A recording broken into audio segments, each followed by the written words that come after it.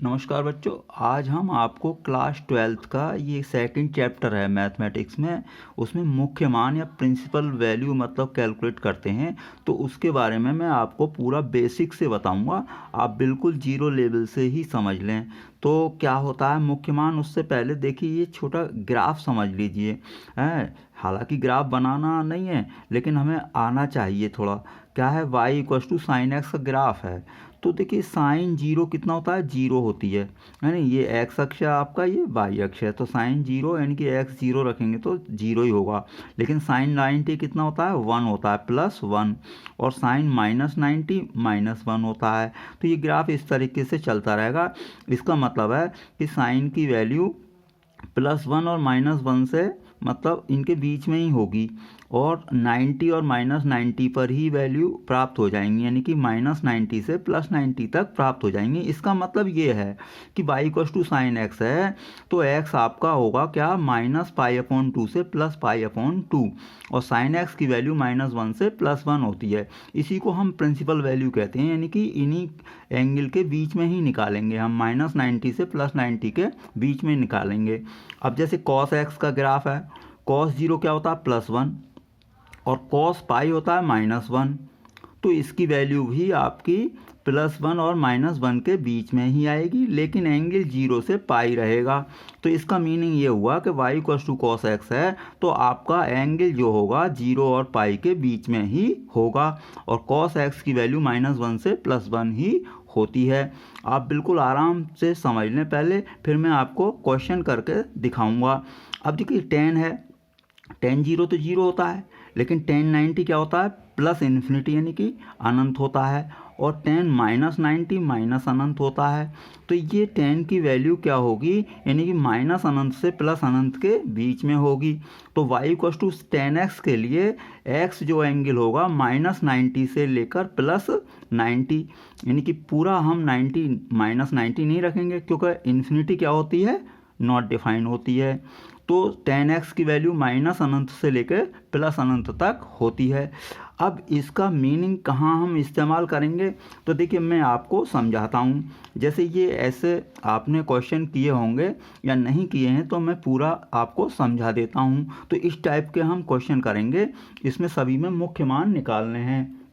तो उसके लिए आप एक दो फॉर्मूले याद कर लें। क्या है, अगर साइन इनवर्स साइन एक्स है तो x आएगा, यानी कि साइन इनवर्स और ये साइन कैंसिल हो जाएगा, x आएगा। लेकिन कब, x की वैल्यू अभी मैंने बताई थी माइनस 90 से प्लस 90 के बीच में ही होनी चाहिए।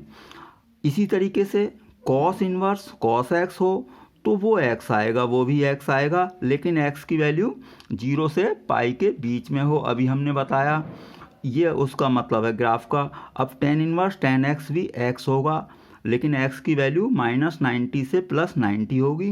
बस इसमें देखिए ओपन इंटरवल है, यानी कि माइनस 90 या प्लस 90 पूरा नहीं रखते हैं टेन में। क्यों, टेन 90 नॉट डिफाइन होगा, अनंत होगा।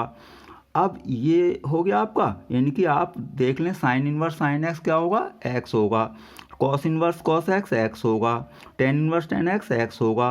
अब ये आपके फॉर्मूले आपने ये याद किए होंगे।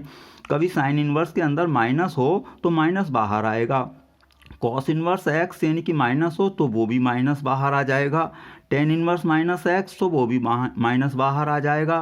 कॉस इनवर्स और सेक इनवर्स और कॉट इनवर्स में अगर माइनस है तो पाई माइनस करके आएगा। तो ये आपको फॉर्मूले याद हैं। अब देखिए कॉसेक इनवर्स एक्स है तो हम साइन इनवर्स में चेंज कर सकते हैं। कॉसेक इनवर्स है तो कॉस इनवर्स में चेंज कर लें, यानी कि एंगल को उल्टा कर दें, इस वैल्यू को उल्टा कर दें, 1/x कर दें।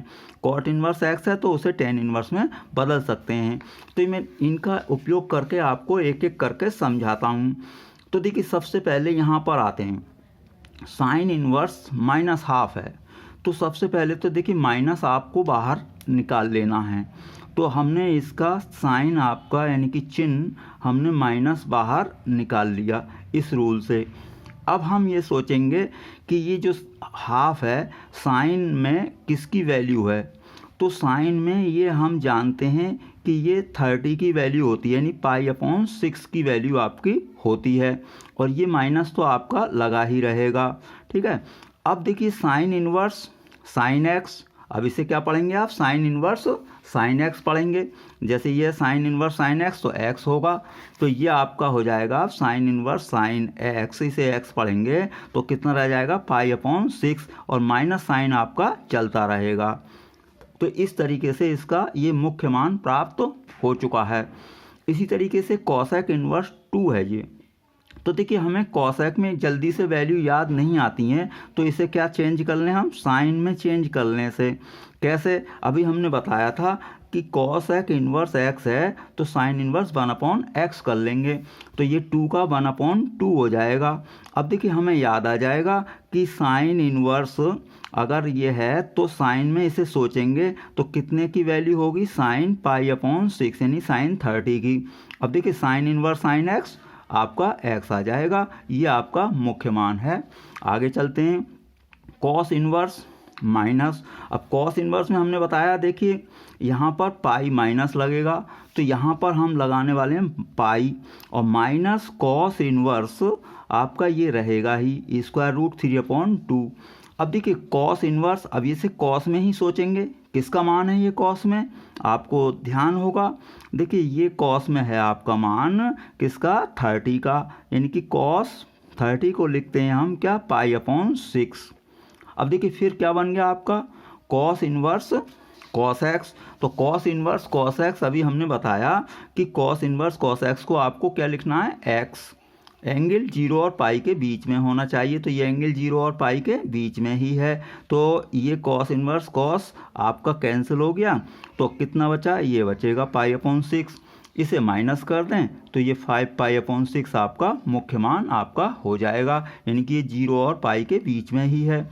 अब देखिए सेक इन्वर्स होता तो पहले मैंने बताया कि इसे कॉस में बदल दें, जल्दी से सेक में अगर वैल्यू याद नहीं आती है तो कॉस में बदलेंगे तो इसका उल्टा कर देंगे। अब ये किसका मान है बताओ, कॉस में ये है 60 का, तो कॉस 60 यानी कि π/3। तो देखिए कॉस इन्वर्स कॉस कैंसिल हो जाएगा, कितना आया, π/3 आ जाएगा। इसी तरीके से आपका टेन इन्वर्स है, तो टेन इन्वर्स में माइनस आपका सीधा सीधा बाहर निकल जाता है, तो ये टेन इन्वर्स में माइनस आपका बाहर निकल जाएगा, तो टेन इन्वर्स √3। अब ये किसका वैल्यू है, ये 10 में, तो 10 60 की यानी कि π/3 की वैल्यू है, तो टेन इन्वर्स 10x आपका कैंसिल हो गया, तो π/3 आंसर आ जाएगा। इसी तरीके से कॉट होता अगर, तो पहले हम क्या बदल दें, 10 में बदल दें इसे, और उससे पहले कॉट के लिए पाई वाला लगेगा रूल, है नहीं, तो कॉट में क्या लगेगा, pi minus cot inverse x।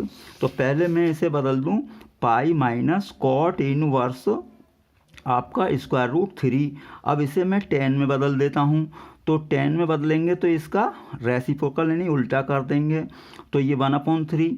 अब 10 में ये किसकी वैल्यू होती है हमारी, ये आपकी वैल्यू होती है 10 π/6 की, यानी कि 10 30 की, तो ये 10 30 हो गया यानी 10 π/6। अब 10 इन्वर्स 10 π/6 कैंसिल हो जाएगा, तो ये π/6 आपका रह गया, तो इसमें से आप माइनस कर दें 5π/6। तो इस तरीके से हम इनकी वैल्यू यानी मुख्य मान कैलकुलेट करते हैं। धन्यवाद।